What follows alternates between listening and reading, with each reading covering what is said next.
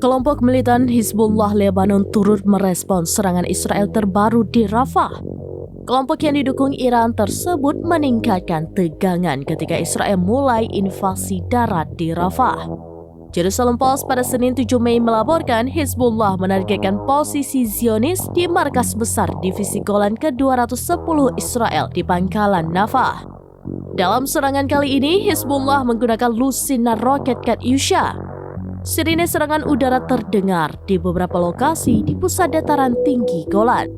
Serangan ini dinyatakan sebagai bentuk dukungan terhadap perlawanan rakyat Palestina di Gaza atas agresi Israel. Serangan Hizbullah ini juga sebagai balasan atas serangan-serangan Israel ke wilayah Lebanon di perbatasan. Sebelumnya diberitakan Kabinet Perang Israel telah memutuskan untuk tetap melanjutkan penggempuran ke Rafah dan menolak terjadinya gencatan senjata di Gaza. Hal ini disampaikan oleh juru bicara Perdana Menteri Israel Benjamin Netanyahu, Ophir Gendelman. Dia mengatakan proposal gencatan senjata dari Mesir dan Qatar masih jauh dari harapan Israel. Kendati demikian, Israel tetap mengirimkan negosiator untuk kembali melakukan perundingan. Diketahui sekutu utama Israel, Amerika Serikat, tidak mendukung operasi darat di Rafah. Presiden Joe Biden menegaskan bahwa Israel tidak boleh melanjutkan rencana invasi kecuali rencana tersebut menunjukkan bagaimana melindungi ratusan ribu warga sipil Palestina di Rafah.